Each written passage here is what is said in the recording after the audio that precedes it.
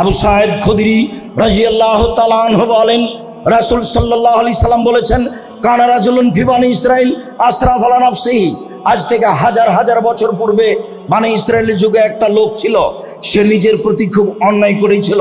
ফাওসাবানি হে, মরার সময় সে তার ছেলেদেরকে উপদেশ দিয়ে বলেছিল, শোনো, এই যে মাতা, যখন তোমাদের পিতা মারা যাবে, ফাহারেকু, ওকে আগুন দিয়ে জ্বালিয়ে দিও। ফাজর নিসফাউ ফিল বাররে ও নিসফাউ ফিল বাহরে, অর্ধেক চাই পানিতে ফেলে দিও, অর্ধেক চাই মাটিতে ফেলে দিও। কেন?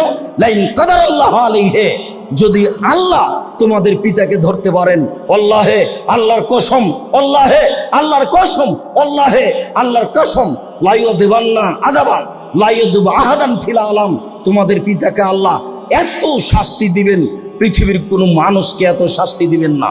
শুনে রেখো আমার ছেলেরা, যদি আল্লাহ তোমাদের বাপকে ধরতে পারেন, তাহলে তোমাদের পিতাকে এত শাস্তি দিবেন, পৃথিবীর কোনো মানুষকে আল্লাহ এত শাস্তি দেননি।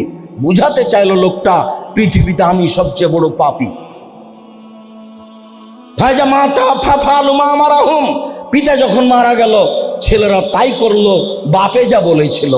তাকে জ্বালিয়ে অর্ধেক ছাই পানিতে ফেলে দিল, অর্ধেক ছাই মাটিতে ফেলে দিল। ফামার আল্লাহুল বাহারা, আল্লাহ সাগরকে বললেন, ছাইগুলি জমা করে দাও।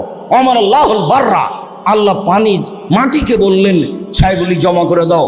মাটি এবং পানি ছাইগুলি জমা করে দিল। আল্লাহ তাআলা বললেন, লেমা ফালতা হাজা, বলো তুমি এই কাজ কেন করেছো? তুমি তোমার ছেলেদেরকে এই আদেশ কেন করলে? তখন লোকটি উত্তরে বলছে, মিন খাশিয়াতিকা, তোমার ভয়ে করেছি, আল্লাহ ভীতি। শেষ বাক্যটাই হচ্ছে মূল কথা। কেন করেছ? তো বলল যে তোমার ভয়ে করেছি। তখন আল্লাহ তাআলা বলছেন, কাদ গাফারতু লাকা, যাও আমি তোমাকে ক্ষমা করে দিলাম। সম্মানিত দিনী ভাই বোন, আনাস রাদিয়াল্লাহু তাআলা আনহু বলেন, রাসূল সাল্লাল্লাহু আলাইহি সাল্লাম বলেছেন, আল্লাহ তাআলা বলেন হাদিসে কুদসি, আল্লাহ তাআলা বলেন হাদিসে কুদসি, ইয়া ইবনা আদম, এ আদমের ছেলে মেয়েরা শোনো, মা দাওয়াতানি রাজাউতানি, তোমরা আমাকে যেভাবে ডাকো আমি সেভাবে শুনি, তোমরা যেভাবে আশা পোষণ করো সেভাবে আমি পূর্ণ করে থাকি।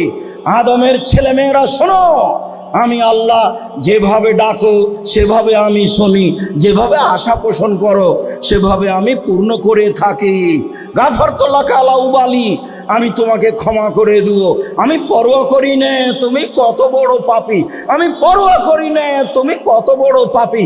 তুমি যেভাবে ডাকো আমি সেভাবে থাকি, যেভাবে আশা পোষণ করো আমি সেভাবে পূর্ণ করে থাকি।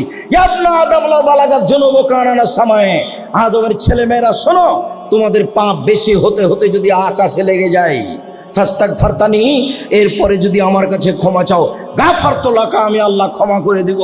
ওয়ালা উবালি, আমি পরোয়া করি না তুমি কত বড় পাপী, আমি পরোয়া করি না তুমি কত বড় পাপী, আমি পরোয়া করি না তুমি কত বড় পাপী।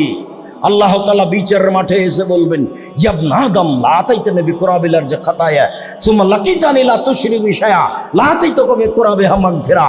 আদমের ছেলেমেয়েরা শোনো, আজকে বিচারের মাঠে উপস্থিত হয়েছ আকাশ জমিন পরিমাণ পাপ নিয়ে, শুধু পাপ আর পাপ।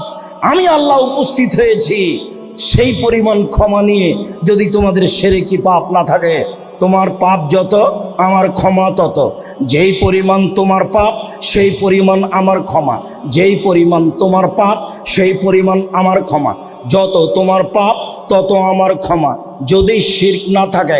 আদমের ছেলে মেয়ে শুনে রাখো, যেভাবে ডাকো আমি সেভাবে থাকি, যেভাবে আশা পোষণ করো সেভাবে আমি পূর্ণ করে থাকি।